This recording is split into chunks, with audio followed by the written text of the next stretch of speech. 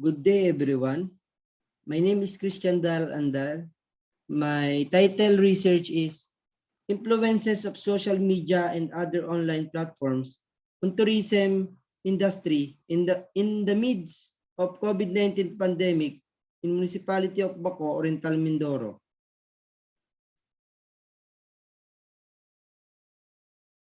Introduction. Mangold 2016 emphasizes the understanding that it is a user-generated communication aspect. Today, the industry is on the challenge and has changed dramatically with the appearance of social media platforms, creating new opportunities to progress and attract the customer through facilitated and communication and empowered guest engagement. The purpose of this research is to identify first who are those business persons affected by COVID-19 pandemic but successfully continued their business because of social media marketing. Second, how online communications determine the goal of every vacationist and business owner.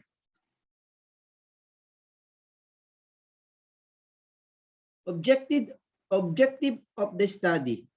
The purpose of this research is to answer the research question mentioned above by first recognizing who these stakeholders are. Second, determining their online communication goals. And lastly, to establishing how social media and other online platforms contribute to these goals. Anderson 2016 mentions in a Cornell Tourism report, hotel operators have supposed that the effect of social media and user-produced content on hotel presentation has been strengthening. Therefore, measuring this effects is important for the tourism industry.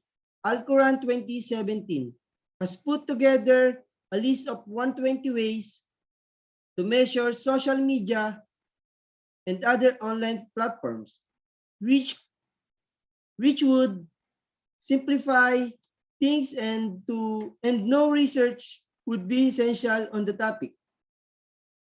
But finally, he concludes as follows. Ultimately, you need to start believing out your business proposes and then apply these metrics accordingly. Statement of the problem.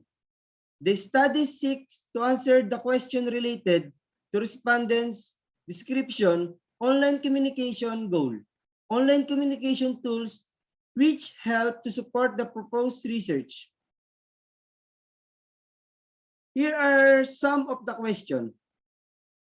On what percent do social media and other online platforms give an impact on investors and travelers? Number 2, what are those issues encountered in using social media and other online platforms in this time of COVID-19 pandemic? Number 3, based on study, what is the research proposed?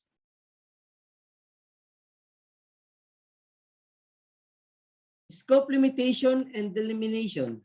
The scope of this research is how social media and other online platforms influence the tourism industry in the municipality of Baco, Oriental Mindoro. In this time of COVID-19 pandemic, this study will focus on determining the influences of social media and other online platforms on the tourism industry. In this time of pandemic, that will be used by investors and travelers on their marketing plan and other purposes.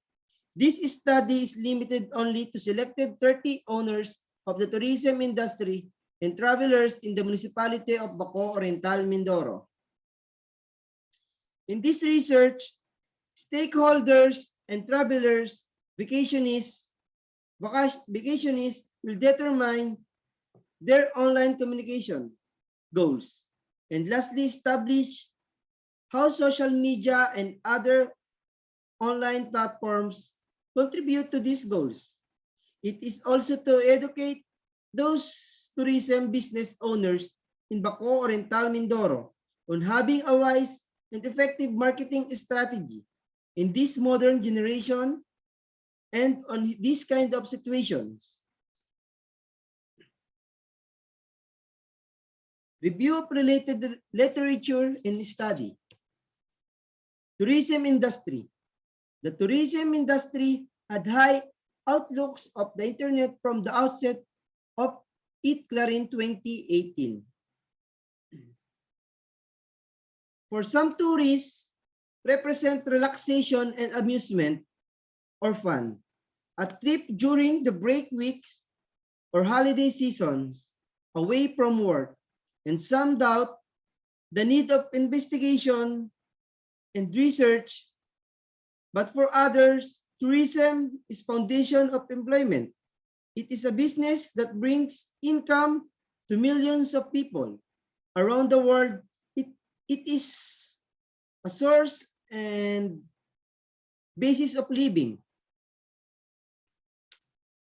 Social media and social media marketer.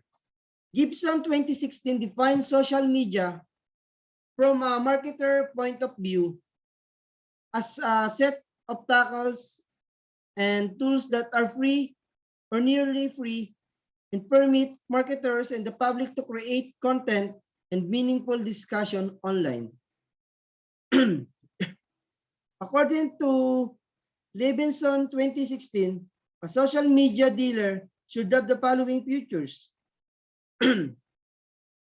They should not, number one, they should not fix up into enthusiasm of a new service or product before trying the tools and analyzing the result they are carrying. Number two, a marketer should always be inquisitive and interested in trying new options in a fast-paced communication world. Social media marketers should continuously be prepared for new chance and challenge.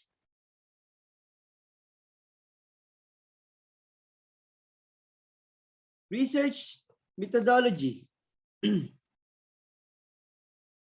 Research design.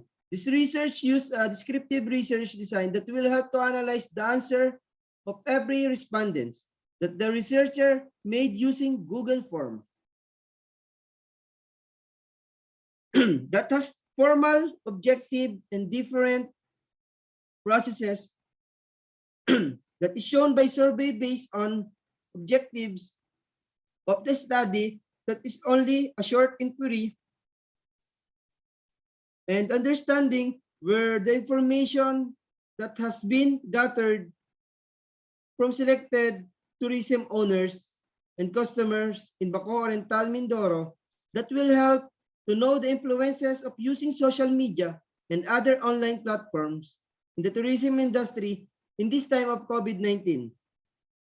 Respondents of the study. This study was conducted at the municipality of Baco, Oriental Mindoro. Baco is known for its tourism sector. The proponent had come up with 30 selected owners and travelers as respondents, having 15 representatives from the tourism owners and other 15 representatives from travelers. Data gathering instrument. The researcher used Google Form to interview his respondents. The researcher looked for local and foreign literature and studies that can be guide for his research.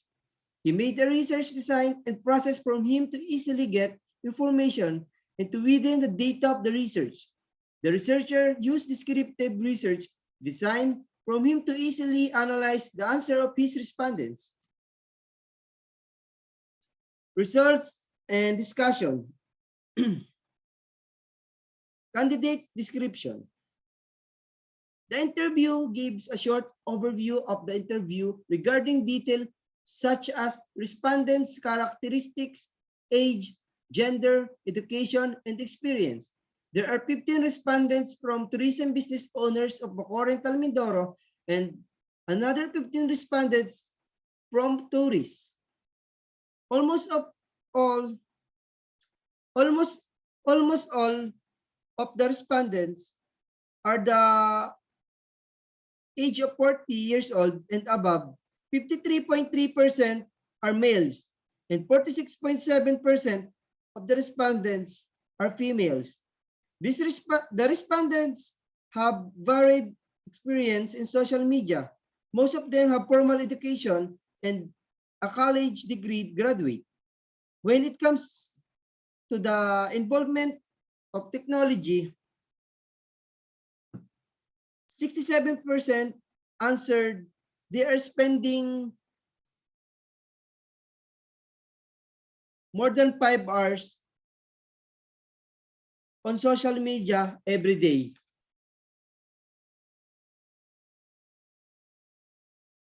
They are regularly using technology and social media. 50% of the respondents are answered that they are dependent and often use SNS, which is Facebook, Instagram, etc. Social media marketing goals. Tourism intellectual needs. 31% awareness on policies. 67% formalities of business. 2% don't know. Goals marketers should have when speaking, but online communication marketing are surge revenue, lowered costs, and develop customer satisfaction. LIMS 2010 viewpoint on the goals was more marketing related than proficiency related. Brand consciousness, customer education, and knowledge, brand recognition monitoring. Social media marketing tools, information search. Social media, 84%, online platform, 16%. This question relates to the social media tools used by the respondents, but they use on searching information and being informed on the different service providers. This section refers to the online communication tools or social media, and like Facebook, Twitter, Instagram, and other online platforms such as Google+, Flickr, YouTube, Pinterest, and other online platforms that give information to all people, especially customers. In this section, 84% of the respondents say that they are prepared to social media, and 16% for other online platforms to collect information about tourist destination. Before they travel, they often search for other tourist reviews on destination or read the relevant travel notes and comments on social media. Decision-making process. 25% attitudes, 25% experience, 25% travel recommendation, 25% comments and notes. This section includes experience. This section includes experience, attitudes, and recommendations that are in social media. The respondents answered that because of those experience, comments or notes, travel, recommendation, and attitude of others,